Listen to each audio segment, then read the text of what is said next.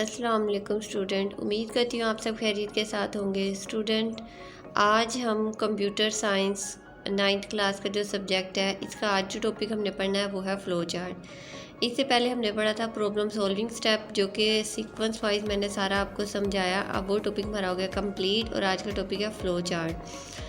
तो स्टूडेंट, आप बताऊंगी कि फ़्लो चार्ट क्या होता है। तो जैसे कि आपको अगर प्रीवियस लेक्चर याद हो, आपने वो सुना हो, तो उसमें हमने पढ़ा था कि बहुत अगर हम प्रॉब्लम सॉल्व करते वक्त हमें समटाइम डायग्राम वगैरह भी ड्रॉ करते हैं, डायग्राम बना के भी प्रॉब्लम को सॉल्व किया जाता है। तो तब मैंने बताया था आपको कि आगे हम फ़्लो चार्ट पढ़ेंगे और डायग्राम बेसिकली फ़्लो चार्ट के अंदर ही आती हैं। अब देखिए, जब हमने प्रॉब्लम सॉल्विंग स्टेप पढ़े और उसका जैसे लास्ट स्टेप था सेलेक्टिंग द बेस्ट सोल्यूशन। जब हमें बेस्ट सोल्यूशन मिल गया तो बेस्ट सोल्यूशन को सॉल्व करने के लिए हम क्या करेंगे, फ़्लो चार्ट यूज़ करेंगे। यानी कि फ़्लो चार्ट के ऊपर क्या करेंगे, डायग्राम बनाएंगे और डायग्राम बनाने के बाद उन्हें डायग्राम को स्टेप बाय स्टेप बनाया जाता है और उसके अंदर कुछ सिंबल्स यूज़ होते हैं और जिसके ज़रिए प्रॉब्लम को सॉल्व किया जाता है।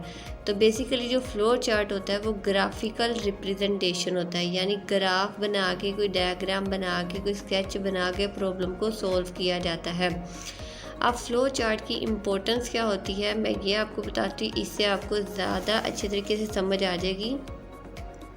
स्टूडेंट देखिए, फ़्लो चार्ट तो आपको समझ आ गई होगी कि फ़्लो चार्ट क्या होता है। कुछ डायग्राम होती है, कुछ ग्राफ होते हैं जिनको बना के अपनी प्रॉब्लम को सॉल्व किया जाता है। अब इसकी इम्पोर्टेंस क्या है, देखिए एक चीज़ है आपको वैसे बताई जा रही है तो समझ नहीं आएगी। वही चीज़ अगर आपके सामने डायग्राम बना के रख दी जाए तो डायग्राम के ज़रिए आसानी से समझ आ जाती है।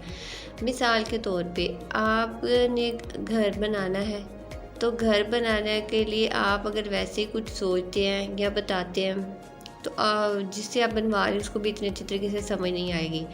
लेकिन वही आप क्या करते हैं, नक्शा बनवा लेते हैं आर्किटेक्चर से, इंजीनियर से, तो वो आपको क्या करेगा, वो ग्राफिक बना के देगा जिसके ऊपर उसने सारा बनाया होगा कि घर में चाहिए, यहाँ पे चीज़ होगी, सीढ़ियाँ इधर से जाएंगी, किचन यहाँ होगा, रूम्स ये इतने होंगे, ये सारा।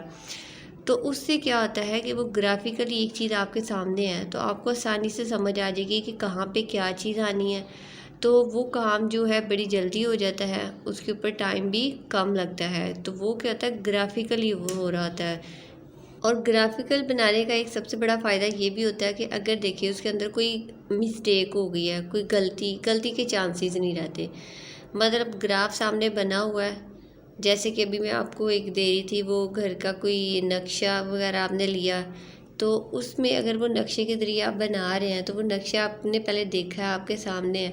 तो ऐसा नहीं होगा कि वहाँ जहाँ आपने वॉशरूम बनाना है वहाँ आपने कोई रूम बनवा लिया हो या कुछ और, या सीढ़ियाँ आपने किसी और डायरेक्शन से लेके जानी थी किसी और से। तो इस तरह की जो गलतियों के चांसेस है वो नहीं रहते और जो चीज़ आप बनाना चाह रहे हो वो बिल्कुल एक्यूरेट बन जाती है, क्योंकि वो हमने एक डायग्राम बनाई होती है, ग्राफ बनाया होता है जिसको देख के आसानी से वो चीज़ बनाई जा सकती है। तो ये होती है importance of flow chart in a problem solving के अंदर। यानी अगर एक फ़्लो चार्ट बना लिया जाए तो काम को आसानी से किया जा सकता है। उसके बाद आ जाता है determining requirement of for a flow chart. जब फ़्लो चार्ट बना लिया तो अब उस फ़्लो चार्ट के अंदर भी कुछ रिक्वायरमेंट भी तो है ना। अगर फ़्लो चार्ट बना रहे हैं तो फ़्लो चार्ट बनाने के लिए क्या क्या चीज़ें चाहिए और किस तरह से वो बनेगा। आप जैसे कि अभी आपने अपने घर के लिए कोई नक्शा बनाना है तो आप आर्किटेक्चर के पास जाते हो, आप उसको कुछ बताओगे, कुछ बताएंगे कि मैंने इतना रकबे पे घर बनाना है, तो कुछ थोड़ा आइडिया दोगे।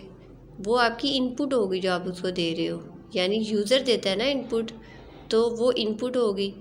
फिर वो उसके ऊपर कुछ काम करेगा, यानी कि वो प्रोसेसिंग होगी। जब आपने उसको इनपुट दे दी, इनपुट देने के बाद आप जब उस पर काम कर रहा है वो सारा प्रोसेस कर रहा है। अब प्रोसेसिंग जब उसने कर लिया तो प्रोसेसिंग करने के बाद वो आपको आउटपुट देगा। आउटपुट में यानी वो आपको एक नक्शा जो है बिल्कुल तैयार करके दे देगा। वो आउटपुट होगी जो कि उसने आपको दी और आपको वो नज़र आ रही है। एक स्टेप आता है डिसीजन मेकिंग।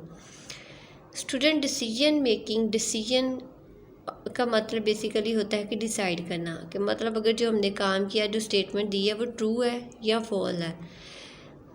दोबारा से एग्जांपल बता दूं कि आप आर्किटेक्चर इंजीनियर जो उसके पास जाते हैं, उसको नक्शे का कहते हैं, तो बताते हैं किस तरह का होना चाहिए, कुछ थोड़ा बहुत आइडिया देते हैं, वो आपकी इनपुट है जो आपने उसको दी है।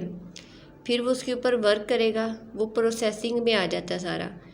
उसके बाद आउटपुट आपको दिखाएगा, फिर डिसीजन मेकिंग होगी, क्या जैसा हमने बताया था ये वैसे ही है या नहीं है, यानी ये ट्रू है या फॉल्स है।